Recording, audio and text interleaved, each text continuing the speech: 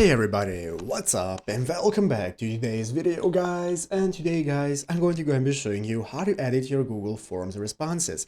This is a very simple thing to do, so make sure to watch this quick and easy video till the very end and follow my steps correctly so you can make sure that this works the same for you and you can do this yourself. But yeah guys, let's get straight into it. So first things first, you're going to go and be opening an official Google Forms website right here, docs.google.com/forms. This is the main website of Google Forms, which when you open up, you'll be greeted by the main page. So first things first, in the upper right corner, you're going to get started by signing up for a Google account if you do not already have one. If you have one, just go ahead and log in normally to your account, and once you're logged in, you can get started. So this is going to be our home page where we can get started. We're starting a new form, so we can go ahead and take a look at all the forms we have already created and so on. And let's say we want to start a new form. Clicking this plus sign right here is going to enable us to start a new form. Here we're going to have our form name, description, and questions we want to ask. So once you have created your form, it's going to appear right here. I can take a look at my form, so I'm going to open it up. So as you can see here, I have created a tutorial form for a video where I have multiple questions and answers that people can answer. So basically guys, how do you edit your responses once you have got them? Let's say people have answered your questions